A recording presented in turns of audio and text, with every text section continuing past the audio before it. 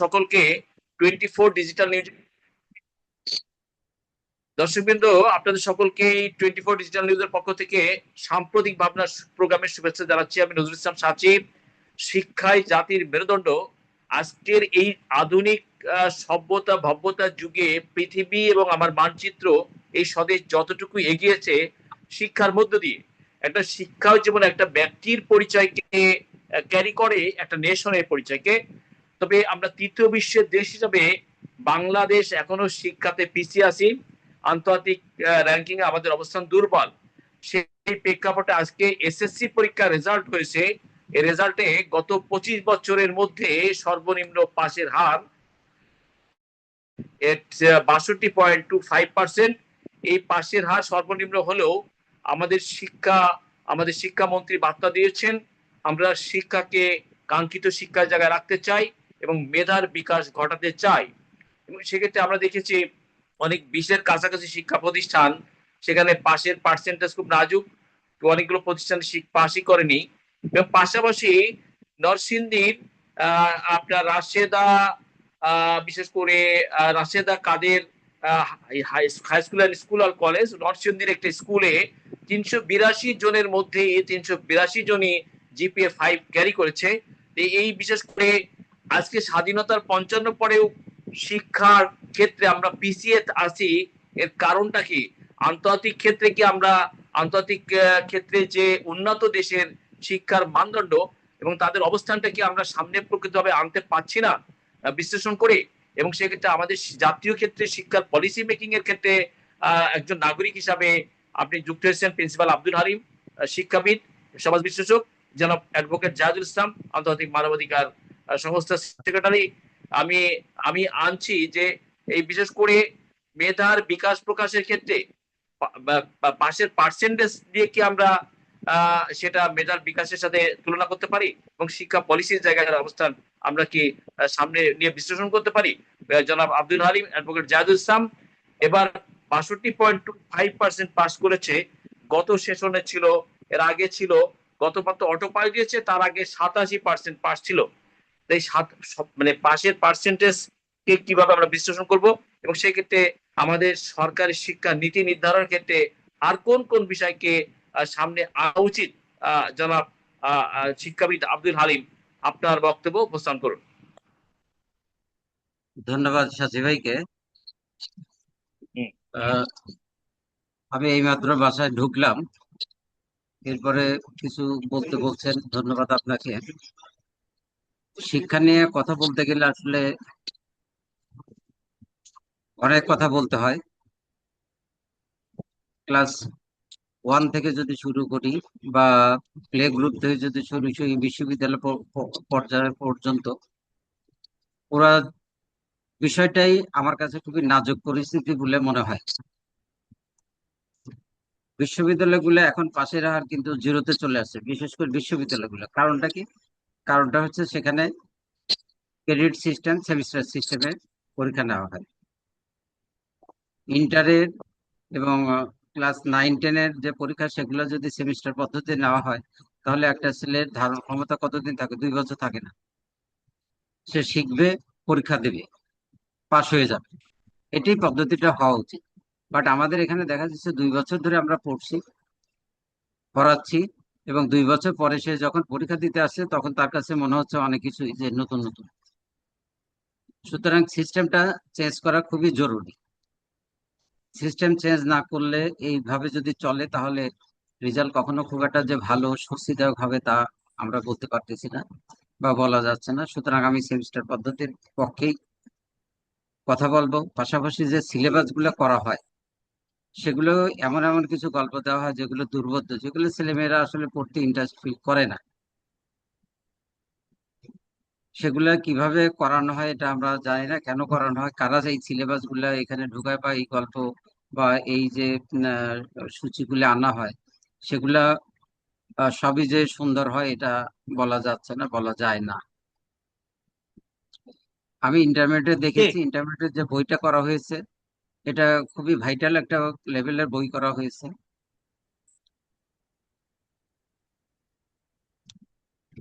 আমাদের যে, আমি আপনাকে বলছি যে আমাদের তো primary level, secondary level, third tertiary level, এই যে অ্যান্ড হায়ার লেভেল, চারটা স্তরের শিক্ষা আছে।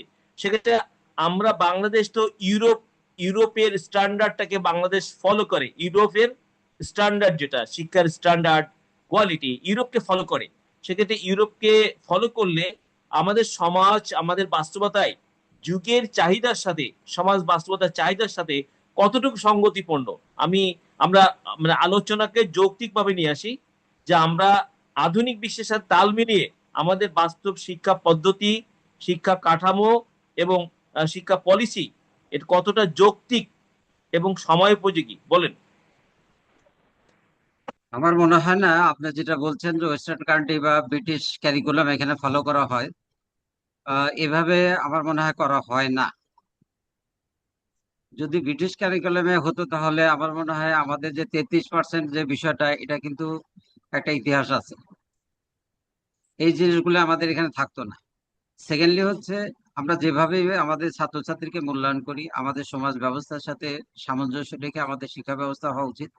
এখানে একটা গ্রুপ আছে ক্যাডেট কলেজের মাধ্যমে লেখাপড়া করে, যেখানে আহ খরচটা বহন করতে হয় সরকারকেই, অর্থাৎ মাথা পিছু প্রতিটি মানুষই খরচ করে।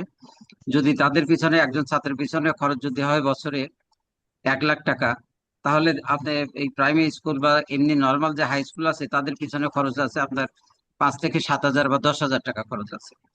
এই যে একটা বৈষম্য তৈরি করা হচ্ছে। আর পাশাপাশি মেধার কথা যদি আমরা বলি, যে মেধা, আমি অনেক অনেক ছাত্রছাত্রী এরকম দেখেছি যে কোনো সাবজেক্টে সে 50 পেয়েছে, কিন্তু ভালো, যখন তাকে আহ ভালো টিচ দেওয়া হয়েছে, সেই ছাত্রকে দেখা গেছে যে 80 90 সে উঠাচ্ছে। সুতরাং এখানে মেধাকেই যে আমি সবসময় প্রাধান্য আমরা দেই বা বলি বা বলবো, এটা আমার দৃষ্টিতে খুব একটা ফ্রুটফুল মনে হয় না। আবার অনেকেই হয়তো, আরেকটা পক্ষ হয়তো শিক্ষকদেরকে দায়ী করবে। আমি এরকম একটা শিক্ষককে আমি জানি, আমি যে কলেজে ছিলাম সেই কলেজে একটা শিক্ষককে নিয়োগ দেওয়া হলো, যার ডিগ্রিতে রেফার্ড, ডিগ্রিতে সে রেফার্ড পেয়েছে, এবং তৃতীয় শ্রেণী আর কি। আর তার সবগুলাই, আরো দুটো দুটো না তিনটা ছিল তৃতীয় শ্রেণী, তারপরে সে কোনোভাবে একটা কলেজের টিচার হলো। যাই হোক, তার ক্লাসের ব্যাপারে ছাত্রছাত্রীর যখন একটা মূল্যায়ন আমরা নিতে গেলাম, বাইতে বাই আর কি, কোনোভাবে নিতে গেলাম, তখন ওই টিচারের কথাই সবাই বললো যে ওই টিচার খুব ভালো পড়ায়। সুতরাং আন্তরিকতা এখানে একটা জরুরি বিষয়। আহ, আমার মনে হয়, আমি এমনও দেখেছি যে আচ্ছা, বিশ্ববিদ্যালয়ের টিচার হয়েছে, যাদেরকে জি আপনি, জনাব, এমন টিচার হয়েছে বিশ্ববিদ্যালয়ে, যে একটু বলি একটা মিনিট, যে আমি তার ধরতে সাথে, পেরেছি, আমি আমি আপনার বিষয়টা ধরতে পেরেছি। মানে আপনি এ পর্যায়ে থাকুন, আপনার কথাকে আমি কোট করি। আমাদের সাথে ডক্টর জি মনিরুজ্জামান যুক্ত হয়েছেন, বিশিষ্ট বিশেষ করে রাজনীতি বিশ্লেষক এবং সমাজ বিশ্লেষক ডক্টর কাজী মনিরুজ্জামান। ডক্টর কাজী মনিরুজ্জামান এবং অ্যাডভোকেট জাহিদুল ইসলাম। ডক্টর কাজী মনিরুজ্জামান, আমি আপনাকে সালাম জানাচ্ছি এবং সালাম শুভেচ্ছা জানাচ্ছি 24 ডিজিটাল নিউজের পক্ষ থেকে। জি, আমাকে শুনতে পাচ্ছেন? জি জি জি। আজকে এসএসসি পরীক্ষার রেজাল্ট হয়েছে, পাশের হার 62.25, এবং আপনার ঢাকা রাজধানী শহরের কোন রাজধানী শহর বা সিটি কর্পোরেশনের স্কুলই এবারে সর্বোচ্চ র্যাঙ্কিং বা মানে নাম্বার ওয়ান হতে পারেন নাই। নরসিংদীর আপনার, বিশেষ করে সেখানে নরসিংদীর একটা স্কুল, সেখানে high school and college, Abdul Kader Molla school and college, 382 জনের মধ্যেই তারা 382 জনই জিপিএ 5 পেয়েছে। এবার আপনার গত প্রায় 25 বছরের মধ্যে পাশের পার্সেন্টেজ 62%, একটা রিজনেবল জায়গা আসছে। আমাদের শিক্ষামন্ত্রী শিক্ষার যথাযথ মেধার বিকাশ ঘটাতে চাই, শিক্ষাকে আমরা উন্নত পর্যায়ে, উন্নত দিকে নিতে চাই। বাংলাদেশ তো ব্রিটিশ ক্যারিকুলাম ফলো করে, ইউরোপিয়ান ব্রিটিশ ক্যারিকুলাম। আমাদের সমাজ এবং যুগের বাস্তবতায় শিক্ষা কতটা আধুনিক বিশ্বের সাথে সঙ্গতিপূর্ণ এবং মেধার বিকাশের ক্ষেত্রে প্রাইমারি থেকে উচ্চতর পর্যায়ে শিক্ষার যে আপনার সরকারের যে পলিসি আছে, শিক্ষার যে আপনার সিলেবাস আছে, সিলেবাস পলিসি, মেধার বিকাশের ক্ষেত্রে শিক্ষা ব্যবস্থা সরকার যে পরিবর্তনের দিকে যাচ্ছে এবং ভালো বার্তা দিচ্ছে, সেই বিষয়টিকে কিভাবে দেখছেন? পাশাপাশি পার্সেন্টেজ 60-র উপরে 25 বছরের মধ্যে সর্বনিম্ন পাশের পার্সেন্টেজ, মেধার বিকাশের ক্ষেত্রে পার্সেন্টেজ গুরুত্বপূর্ণ না প্রকৃত শিক্ষায় শিক্ষিত করা জাতিকে সেটা গুরুত্বপূর্ণ? জনাব ডক্টর কাজী মনিরুজ্জামান। ধন্যবাদ আপনাকে। জি আপনি বলেছেন ব্রিটিশ কারিকুলাম বা ইউরোপীয় কারিকুলাম ফলো করতে পারে, কিন্তু বাস্তবায়ন করে না। জি আমাদের নিজস্ব কারিকুলামই আমরা চলি বাংলাদেশের। হ্যাঁ এবং এখানে আপনি যে কথাটা বলেছেন যে শিক্ষা জীবনে যে 62% পাশ করেছে, পাশ করার পরে ঢাকা শহরে অনেক জায়গায় নেমে গেছে, শিক্ষামন্ত্রী পদত্যাগ চাচ্ছে, কারণ তারা ফেল করেছে। এই যে এসএসসি পরীক্ষার রেজাল্ট যে বিলম্ব হয়েছে, আপনারা জানেন এই বিলম্ব হওয়ার একটাই কারণ যে পাশ করেছিল আরো কম, জি এখন হ্যাঁ পাশ করেছিল আরো কম। এই 17 বছরে আওয়ামী লীগ ফ্যাসিস্ট আমলে কোনো লেখাপড়া ধ্বংস করে দিয়েছে। এইটা আওয়ামী লীগ করছে না বহির্বিশ্ব ভারত করছে আমি জানি না, তবে লেখাপড়ার একেবারে ধ্বংসের পথে নিয়ে গেছে। সেইখান থেকে পরিবর্তন করতে চেয়েছিল আমূল, সেটা করতে গেলে একটা সমস্যা হতো। সেই জন্য এসএসসির রেজাল্ট প্রায় এক মাসেরও বেশি পিছিয়ে দিয়ে আবারও পুনর্ভাবে কি দেখি করা যায় সেইখানে করেছে। এখন আপনার হচ্ছে যে আপনারা জানেন যে এবছর শিক্ষামন্ত্রী বলেছিল যে সমস্ত প্রতিষ্ঠানে ফেল করবে সেখানে শিক্ষকও বাতিল হয়ে যাবে, কিন্তু সেইটা হয়তো বা করতে পারবে না। এই 2026 সালের এসএসসি রেজাল্টে দেখা গেছে 312টা শিক্ষা প্রতিষ্ঠানে একজনও পাস করে নাই। জি তার মধ্যে এই যে 9টি শিক্ষা বোর্ড হইলে 57টি প্রতিষ্ঠান, এটা সাধারণ। মাদ্রাসা শিক্ষা বোর্ডে 226টি প্রতিষ্ঠান, অর্থাৎ মাদ্রাসা বোর্ডে যে এই শিক্ষকরা এরা নিজেরা নকল আগাই দেয়, পাস করাই দেয়, সারা বছর কোনো পড়ায় টড়ায় না, নামমাত্র শিক্ষক থাকে। এরা নিজেরাও অধ্যয়ন করে না, নিজেরাও কোনো কিছু পড়াশোনা করে না। সেই জন্য 226টা মাদ্রাসা শিক্ষা প্রতিষ্ঠান একজনও পাস করে না। কারিগরি 29টি, একজনও পাস করে না, বিদেশে একটি কেন্দ্রে। এখন আপনার হচ্ছে যে আমার মনে হচ্ছে যে শিক্ষাই হচ্ছে জাতির মেরুদণ্ড। কত পাস সেইটা ব্যাপার না, ব্যাপারটা হচ্ছে যে কতটুকু জেনে শুনে পাস করলো। আমি এমএ পাস করলাম, আমি একটা পরীক্ষা ফেস করতে ভয় পাই। আমি এমএ পাস করলাম, আমি ঘুষ দিয়ে চাকরি নিতে চাই, পরীক্ষায় পাস করব না আগেই। আমি এই যে বিএনপি 5 মাস চলে, এর মধ্যে অনেকে আসছে আমার কাছে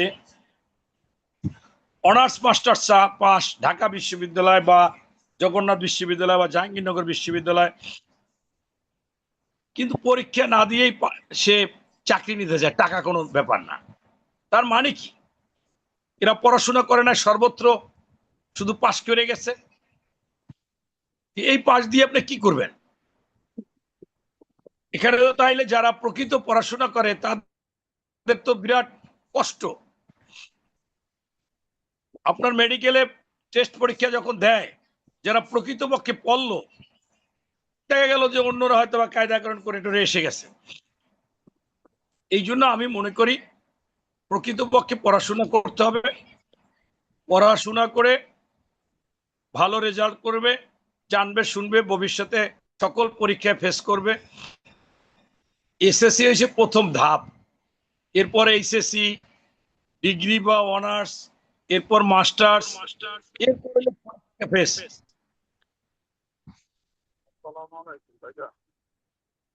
বলেন,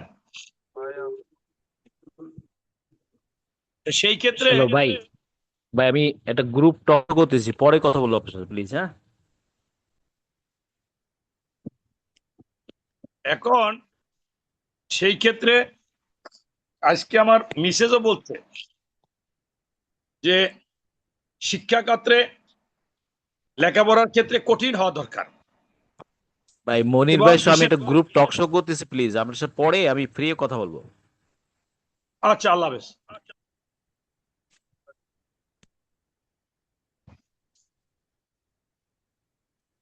জি, আপনি কন্টিনিউ করেন, মনির ভাই কন্টিনিউ করেন।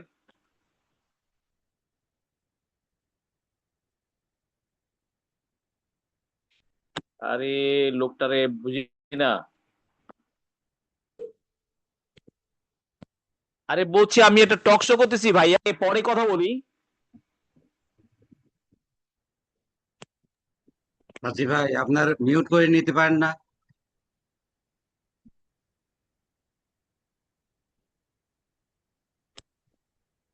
জি দর্শকবৃন্দ, আমরা আমাদের আয়োজনে আছি, আমাদের সাথে এতক্ষণ কথা বললেন ডক্টর কাজী মনিরুজ্জামান। এ পর্যায়ে ডক্টর অ্যাডভোকেট জাহিদুল ইসলাম, আপনি ওকে শুনতে পাচ্ছেন? জি, শুনতে পাচ্ছি ভাই। আচ্ছা, আমি আপনাদের কাছে একটু কোট করি। আমাদের সমাজ এবং রাষ্ট্র কিন্তু এলিটীয় ব্যবস্থা দ্বারা পরিচালিত, শ্রেণী বিভাজিত সমাজ ব্যবস্থা। এখানে এলিট পলিটিক্স দ্বারা রাষ্ট্র নিয়ন্ত্রিত হয়, সমাজ নিয়ন্ত্রিত হয়, এবং আপনার সমাজও কিন্তু 4টা শ্রেণীতে বিভক্ত। হ্যাঁ, উচ্চবিত্ত, উচ্চ মধ্যবিত্ত, মধ্যবিত্ত, নিম্নবিত্ত। উচ্চবিত্তরাই কিন্তু রাজনীতিকে নিয়ন্ত্রণ করে, সমাজকে নিয়ন্ত্রণ করে। উচ্চবিত্তদের জন্য যেমন এলিটীয় ব্যবস্থা, ইংলিশ মিডিয়াম শিক্ষা ব্যবস্থা, প্রাইভেট শিক্ষা প্রতিষ্ঠান ব্যবস্থা, এই ব্যবস্থাটা কি ইকুয়াল ইকুয়াল সমাজের জন্য, ইকুয়াল রাষ্ট্র এবং সমাজের জন্য এলিয়টি ব্যবস্থা ভেঙে সবার জন্য এক কেন্দ্রিক শিক্ষা ব্যবস্থা কি সমাজ দাবি রাখে? পাশাপাশি যেসব শিক্ষা প্রতিষ্ঠানে একটি ছেলেও পাস করে নাই, সেসব শিক্ষা প্রতিষ্ঠানের বিরুদ্ধে ব্যবস্থা নেওয়া উচিত। তারা স্টুডেন্টকে মাঠে নামায় দিয়েছে এবং একটা জটিল পরিস্থিতি সৃষ্টি করছে। যেসব প্রতিষ্ঠানে একজনও পাস করে নাই, তাহলে তাদের সেই প্রতিষ্ঠানের দুর্বলতা আছে, তাদের ব্যর্থতা আছে, নিশ্চয় তারা সেখানে লেসনিং দেওয়ার ক্ষেত্রে তাদের মানে দায়িত্বহীনতার ব্যাপার আছে। এই বিষয়গুলোকে আপনি কিভাবে দেখছেন বলুন।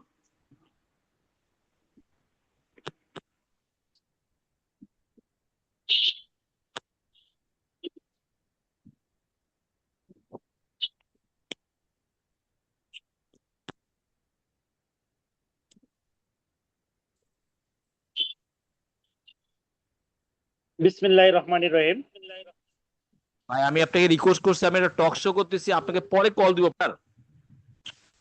হাজি ভাই, অফ করে আপনি কথা বলেন, বারবার অফ কল করে দেন কথা না, বলেন। আমাকে কল দিচ্ছেন কেন এখন? হ্যালো।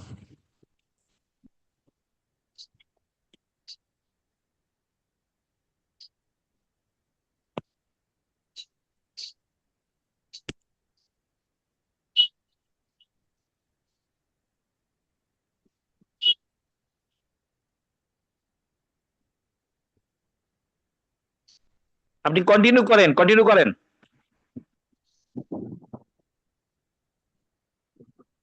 বিসমিল্লাহির রহমানির রহিম। এসএসসি ও সমমানের পরীক্ষার ফলাফল নিয়ে আজকের এই আলোচনা। এবছর গড় পাশের হার 62.25%, অর্থাৎ প্রায় 37% শিক্ষার্থী উত্তীর্ণ হতে পারেনি। মাদ্রাসা বোর্ডে পাশের হার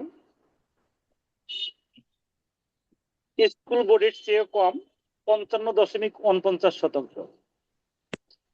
শিক্ষামন্ত্রী বলেছেন, ফলাফল খারাপ নয়, বরং এবার মূল্যায়ন সঠিক ও কঠোর হয়েছে। তিনি মূলত বোঝাতে চেয়েছেন, আগের মতো নম্বর দেওয়ার প্রবণতা না রেখে এবার শিক্ষার্থীর প্রকৃত জ্ঞান ও দক্ষতার ভিত্তিতে মূল্যায়ন করা হয়েছে। আমি মনে করি কঠোর মূল্যায়ন অবশ্যই প্রয়োজন, কিন্তু শুধু পরীক্ষার খাতা কঠোরভাবে মূল্যায়ন করলেই কি আমাদের দায়িত্ব শেষ? একজন শিক্ষার্থী ফেল করলে শিক্ষার্থীকে দায়ী করলে হবে না, শিক্ষক কেমন পড়িয়েছেন, শিক্ষার্থী নিয়মিত ক্লাস করছে কিনা, প্রতিষ্ঠানে পর্যাপ্ত শিক্ষক আছে কিনা, শিক্ষার পরিবেশ কেমন, এ সকল বিষয়েও আমাদের সরকার সংশ্লিষ্ট শিক্ষা মন্ত্রণালয় এবং শিক্ষা অধিদপ্তরকে এই বিষয়ে টেক কেয়ার করা একান্ত দরকার। তেমনি অভিভাবক কতটা সহযোগিতা করেছেন এবং সর্বোপরি আমাদের শিক্ষা ব্যবস্থা শিক্ষার্থীর পরীক্ষার জন্য নয়, প্রকৃত জ্ঞান অর্জনের জন্য কতটা প্রস্তুত করেছে। বিশেষ করে যেসব প্রতিষ্ঠানে একজন শিক্ষার্থীও পাশ করেনি সেসব প্রতিষ্ঠানকে চিহ্নিত করে সরকারের গভীরভাবে তদন্ত করা উচিত। কারণ একজন শিক্ষার্থী ব্যর্থ হলে সেটা ব্যক্তিগত ব্যর্থ হতে পারে, কিন্তু যে সকল প্রতিষ্ঠানে পাশের হার শূন্য সে সকল প্রতিষ্ঠানের শুধু ব্যক্তি দায়ী নয়, প্রতিষ্ঠানও দায়ী।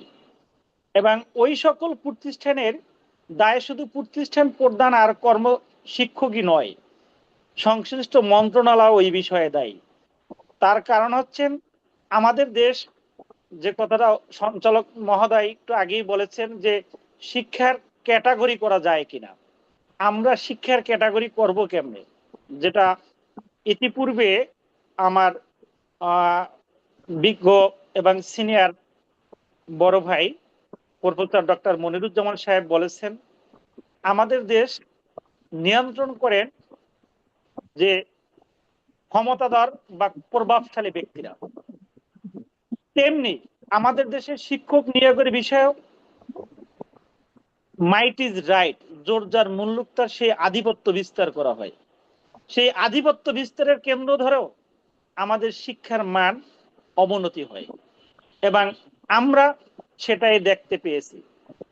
যেমন অতীতের সরকার আমলেও মাইট ইজ রাইট, জোর যার মুল্লুক তার তেমনি ছিল, যার কারণে শিক্ষক নিয়োগের সময়ও দুর্নীতির মাধ্যমেই নিয়োগ হয়েছেন।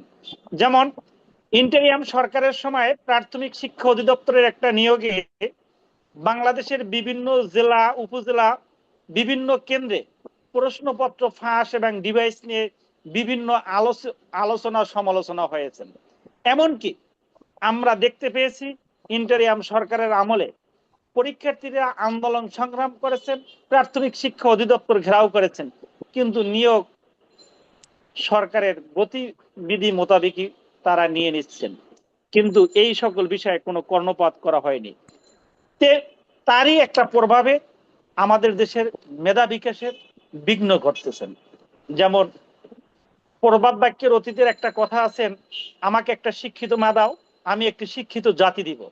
কিন্তু আমাদেরকে যে শিক্ষক নিয়োগী হচ্ছেন দুর্নীতি অনিয়ম ঘুষের মাধ্যমে, তারই বদৌলতে আমাদের দেশে মেধা বিকাশেরও বিঘ্ন ঘটছে, যার কারণে ছাত্ররা পর্যাপ্ত পরিমাণ জি, আমি আপনার টিচিং কথা ধরতে পাচ্ছেন না। পেরেছি, কিন্তু আমি ব্যাপারটা হলো আমি আপনাকে একটা সমাজতাত্ত্বিক বিশ্লেষণে আপনাদের আনতে চাই। আমাদের যেহেতু সমাজটা হলো অর্থনীতিতে পিছিয়ে পড়া একটা জনগোষ্ঠী, আমাদের রাষ্ট্র পরিচালনা করে সমাজ, এই পিছিয়ে পড়া জনগোষ্ঠীকে রাষ্ট্র যদি সর্বাধিক মানে বিশেষ করে নিম্নবিত্ত মধ্যবিত্ত শ্রেণীকে রাষ্ট্র শিক্ষা তাদের জন্য পৃষ্ঠপোষকতা যথাযথ না করে, তাহলে নিম্নবিত্ত মধ্যবিত্ত শ্রেণীর ছেলেমেয়েরা তো তাদের শিক্ষা বিকাশের ক্ষেত্রে রাষ্ট্রীয় পৃষ্ঠপোষকতা রাষ্ট্র ম্যানেজমেন্ট যদি সঠিক জায়গায় রাজনৈতিক ব্যবস্থাপনায় না থাকে, তাহলে তো এই পিছিয়ে পড়া জনগোষ্ঠী পিছিয়ে পড়া অবস্থানে থাকে। জনাব অ্যাডভোকেট জাহিদুল ইসলাম।